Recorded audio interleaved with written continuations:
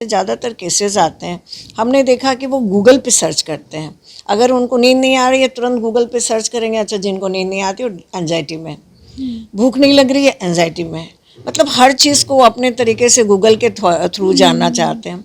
ये भी गलत है। अगर डिप्रेशन हो भी गया तो क्या हुआ, शरीर में पेट दर्द नहीं होता है क्या, हेडेक नहीं होता है क्या, और डिप्रेशन हो गया तो क्यों हम शर्माएंगे कि डॉक्टर के पास जाएंगे तो हमको पागल शब्द का इस्तेमाल है। तो हमारा सोच ही गलत है। आजकल माँ बाप के पास भी तो टाइम नहीं है, या तो दोनों वर्किंग हैं या जो थोड़ा समय मिलता है वो मोबाइल में अपने दोस्तों के साथ इन्वॉल्व रहते हैं। तो बच्चों के साथ जो क्वालिटी टाइम देना चाहिए आजकल के पेरेंट्स नहीं दे पा रहे हैं। तो हम बहुत नकारात्मक सोचते हैं, हमेशा नेगेटिव ही सोचते हैं, तो हमारे बॉडी से हार्मोन्स निकलता है, वो नेगेटिव हार्मोन होता है और हमारा जो केमिकल होता है उसको डाउन कर देता है।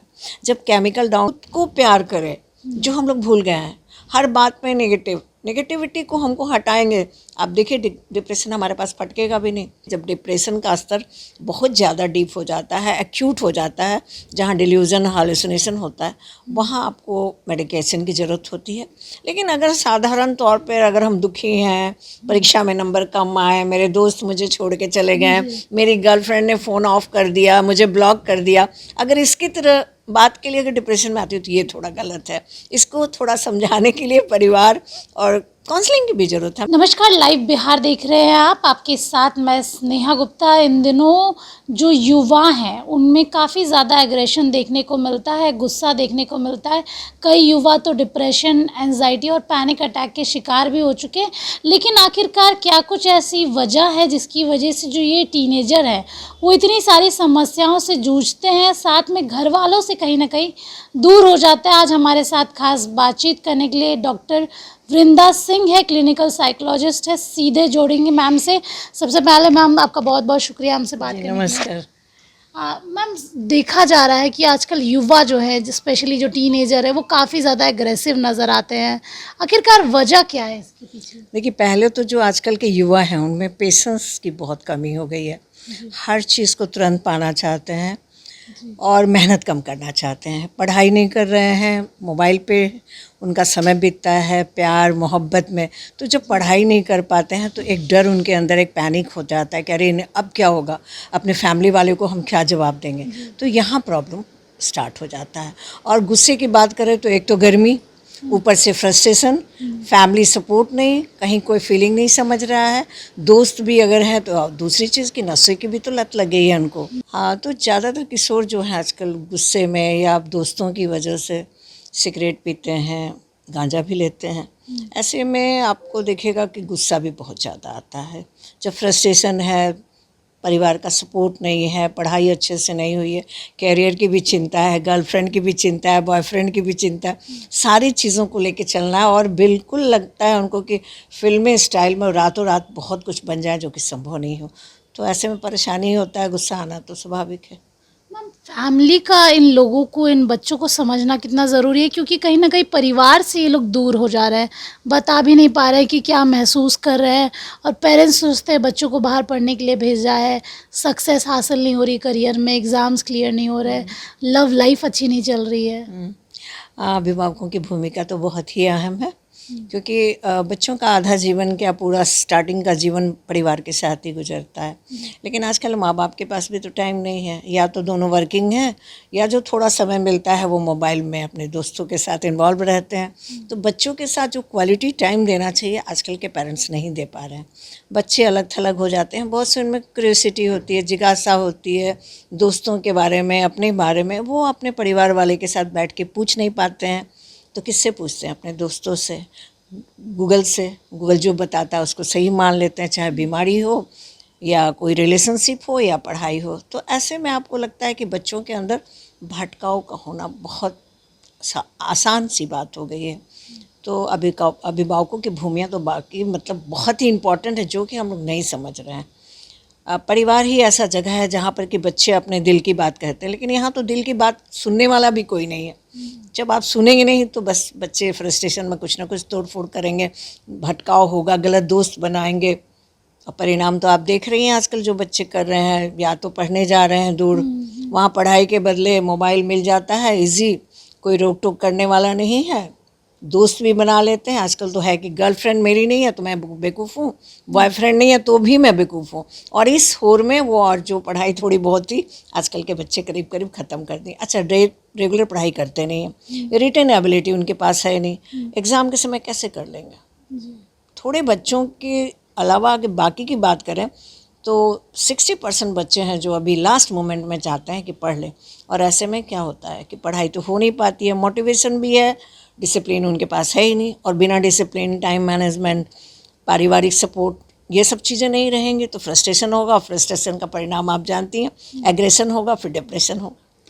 डिप्रेशन भी आजकल, पहले लोग वोकल नहीं थे डिप्रेशन के बारे में, लेकिन अब लोग वोकल हो गए। लेकिन ऐसा देखा गया है कि जिन लोगों को डिप्रेशन होता है, जब वो ये बात किसी को बताते हैं तो लोग उन्हें जज करने लगते हैं। वो ये नहीं समझते कि वो आदमी किस तरीके से उस डिप्रेशन से निकला है। हमेशा डिप्रेशन दुखी होके या रो के नहीं सामने आता, कुछ डिप्रेशन दूसरे तरीके के भी होते हैं। देखिए, डिप्रेशन तो बहुत तरह का होता है। एक तो नॉर्मल हम लोग थोड़े थोड़े परेशान हो जाते हैं, माइल्ड, मॉडरेट और सीवियर कह सकते हैं। आपने कही कि डिप्रेशन में ये जब हम बहुत नकारात्मक सोचते हैं, हमेशा नेगेटिव ही सोचते हैं, तो हमारे बॉडी से हार्मोन्स निकलता है, वो नेगेटिव हार्मोन होता है और हमारा जो केमिकल होता है उसको डाउन कर देता है। जब केमिकल डाउन होता है तो डिप्रेशन का स्तर बढ़ जाता है। अगर वो बच्चा चुप बैठा हुआ है, किसी से बात नहीं कर रहा है, उसे किसी से दोस्ती करने का घर में डांट पड़ती है, तुम किसी से मिलते नहीं हो, बदमाशी करते हो। जैसे बहुत सारे केसेस हैं जिसमें डिप्रेशन की वजह सोशल डिसऑर्डर है, वो किसी से मिल नहीं सकता।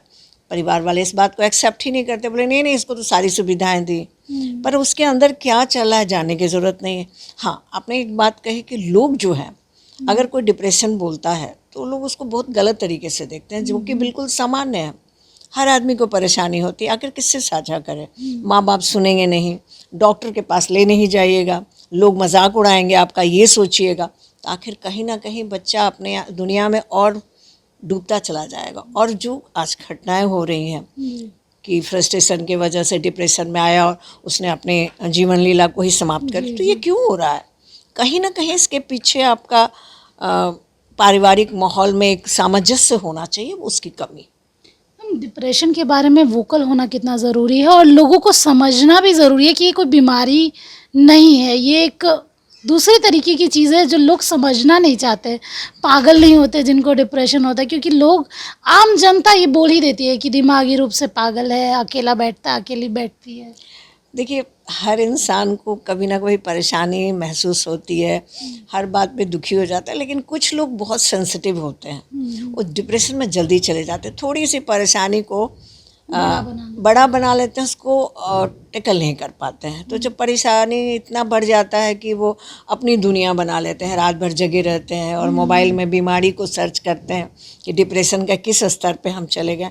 आजकल ये एक बहुत बड़ा रीज़न भी है। जैसे ज़्यादातर केसेस आते हैं, हमने देखा कि वो गूगल पे सर्च करते हैं। अगर उनको नींद नहीं आ रही है तुरंत गूगल पे सर्च करेंगे। अच्छा, जिनको नींद नहीं आती वो एंजाइटी में, भूख नहीं लग रही है एंजाइटी में, मतलब हर चीज़ को अपने तरीके से गूगल के थ्रू जानना चाहते हैं। ये भी गलत है। तो इसीलिए हमने कहा, शुरू से आपको कहा और आपने भी कहा कि परिवार का सामंजस्य कितना ज़रूरी है, परिवार का एक दूसरे के साथ वार्तालाप कितना ज़रूरी है, परिवार एक दूसरे को समझना कितना ज़रूरी है। ये बहुत मायने रखता है किसी के लिए भी। अगर आप परेशान हैं, मैं परेशान हूँ, अगर मेरे बात को कोई सुनता नहीं है तो क्या होगा? हम चिढ़ेंगे। अगर कोई हमारे कंधे पे हाथ रख के कहता अरे हम हैं ना तुम्हारे साथ, क्यों परेशान हो, तो बहुत हद तक आप उससे निकल जाते हैं। दूसरी चीज़, अगर डिप्रेशन हो भी गया तो क्या हुआ? शरीर में पेट दर्द नहीं होता है क्या? हेडेक नहीं होता है क्या? और डिप्रेशन हो गया तो क्यों हम शर्माएंगे कि डॉक्टर के पास जाएंगे तो हमको पागल शब्द का इस्तेमाल ही? तो हमारा सोच ही गलत है। हमारे अंदर जो ये नेगेटिविटी है कि हमको लोग पागल बोलेंगे, बिल्कुल गलत है। लेकिन आपने जो कहा, लेकिन अब लोगों में जागरूकता बढ़ी है, भले ही डिप्रेशन बढ़ा है, लेकिन लोग ये भी है कि अपनी फीलिंग को बताने के लिए अब आने लगे हैं। अपने कॉग्निटिव थेरेपी हुआ, बिहेवियर मॉडिफिकेशन हुआ, अपनी फीलिंग को शेयर करते हैं, बहुत सारा चीज़, तो बहुत आराम मिलता है। इसलिए लोगों को आपके माध्यम से ज़रूर ये जानना चाहिए कि अगर डिप्रेशन फील हो रहे हैं, आप किसी से साझा करें जो आपके बहुत नज़दीक हो, आपके बहुत क्लोज हों। खुद को व्यस्त रखें, टाइम मैनेजमेंट का ख्याल रखें, अपने लिए टाइम दें, खुद को प्यार करें, जो हम लोग भूल गए हैं। हर बात में नेगेटिविटी को हमको हटाएंगे, आप देखिए डिप्रेशन हमारे पास फटकेगा भी नहीं। अगर आप बिज़ी रहते हैं, आप लोगों के साथ मिलते जुलते हैं, आपके परिवार वाले हमेशा आपके साथ, आपको खुशी खुशी आपकी हर बात को सुनते हैं, कहाँ डिप्रेशन होता है। तो डिप्रेशन ठीक है, हम मानते हैं कि जब डिप्रेशन का स्तर बहुत ज़्यादा डीप हो जाता है, एक्यूट हो जाता है, जहाँ डिल्यूजन हालुसिनेशन होता है, वहाँ आपको मेडिकेशन की ज़रूरत होती है। लेकिन अगर साधारण तौर पर अगर हम दुखी हैं, परीक्षा में नंबर कम आए, मेरे दोस्त मुझे छोड़ के चले गए, मेरी गर्लफ्रेंड ने फ़ोन ऑफ कर दिया, मुझे ब्लॉक कर दिया, अगर इसकी तरह बात के लिए अगर डिप्रेशन में आती हो तो ये थोड़ा गलत है। इसको थोड़ा समझाने के लिए परिवार और काउंसलिंग की भी ज़रूरत है। हम इसको नहीं कह सकते हैं कि नहीं ज़रूरत है, हर को ज़रूरत है। एज अ डॉक्टर आपके पास अभी क्या आपने ऐसा देखा है कि जो टीनेजर्स बच्चे हैं वो ज़्यादा पेशेंट के तौर पे आते हैं, या फिर इनकी मतलब बोल सकते हैं इनकी तादाद पहले से बढ़ी है?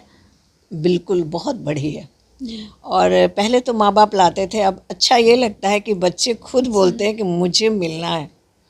और ये बहुत बड़ी बात है, क्योंकि अगर हम सोचते हैं कि हमारे में प्रॉब्लम है और हम चाहते हैं कि उसको निकाला जाए, इससे बड़ी और बात नहीं। क्योंकि अगर ये तैयार ही नहीं हो रहे हैं, एक्सेप्ट ही नहीं करेंगे हमको कोई प्रॉब्लम, तो कैसे निकलेंगे। लेकिन वो एक्सेप्ट करते हैं, वो कहते हैं कि मैम मिस्सी मेरे को बहुत दिन से भूख नहीं लग रही है, पता नहीं पढ़ाई क्यों नहीं हो रहा है। हो सकता है उनको पढ़ने का तरीका नहीं मालूम, कोई उनको सपोर्ट करने वाला नहीं। अगर ये सारी चीज़ें उनको मिल जाती, हो सकता है वो अपने एटीट्यूड का उनका डिफरेंट होता हो, उसका मीनिंग वो नेगेटिव ही लेते हो, माँ बाप से भी नेगेटिव। जो बच्चे आते हैं ना, हर चीज़ के लिए मेरे पेरेंट्स नहीं समझते हैं, फलाने के पेरेंट्स बहुत समझते हैं, और ये कहीं घूमने नहीं ले जाते हैं मेरे। तो ये सब नेगेटिविटी है ना, काउंसलिंग से बहुत हद तक दोनों की दूरी को भी कम किया जाता है, और ज़रूरत पड़ने पर हम उनके अभिभावकों को भी बुलाते हैं। एक और सवाल है, युवाओं का भी है और जनता भी जानना चाहती है, पैनिक अटैक जो आते हैं उसको कैसे डील किया जाए? क्योंकि पैनिक अटैक जब आता है, जिनको नहीं पता उनको समझ नहीं आता कि आखिरकार आगे वाले के साथ हो क्या रहा है, तो इसके बारे में भी जागरूकता होनी बहुत ज़रूरी है। पैनिक अटैक तो आजकल किसी न किसी को हमेशा कभी ना कभी तो आता ही है। एग्ज़ाम के समय देखिए पैनिक अटैक हो जाता है, कहीं जाना है, हवाई जहाज़ पे पहली बार चढ़ रहे हैं तो पैनिक अटैक हो जाता है, इंटरव्यू देने जा रहे हैं पैनिक अटैक। मतलब सिचुएशन जो हमारे आउट ऑफ कंट्रोल होता है, हम कंट्रोल नहीं कर पाते हैं। और पैनिक अटैक में जनरली हाथ पैर जो है थोड़ा ठंडा पड़ जाता है, पल्पिटेशन बॉडी का बढ़ जाता है। वैसे में लोगों को लगता है अरे कहीं हार्ट फेल तो नहीं करने वाला है मेरा, और बहुत ज़्यादा डर जाते हैं, पर ऐसा कुछ नहीं है। उस समय आप हर दिन एक रूटीन बनाइए, थोड़ा हर चीज़ों को इतना भारी और हवा मत बनाइए, लाइफ को बहुत ईजी लीजिए, और कॉन्फिडेंस को इतना बढ़ाइए कि हर बात के लिए आपके अंदर का फियर आप पे भारी ना पड़े। तो बहुत हद तक पैनिक अटैक से आप बच सकते हैं। और पैनिक अटैक आप भी फील की होंगी, कभी कभी होता है, आप एग्ज़ाम देने जा रही हैं, एकदम बाथरूम जा रही हैं, बार बार पेट दर्द कर रहा है, काम नहीं, और जैसे एग्ज़ाम ख़त्म होगा आप एकदम रिलैक्स हो जाते हैं, क्योंकि आपके दिमाग में स्ट्रेस है। और उस स्ट्रेस को कम करने के लिए अगर आपने बहुत अच्छे पढ़ाई की होती, बहुत अच्छे से लिखा होता, बहुत बार रिवाइज़ किया होता है, तो शायद एग्जामिनेशन हॉल में आप इतना नहीं डरते।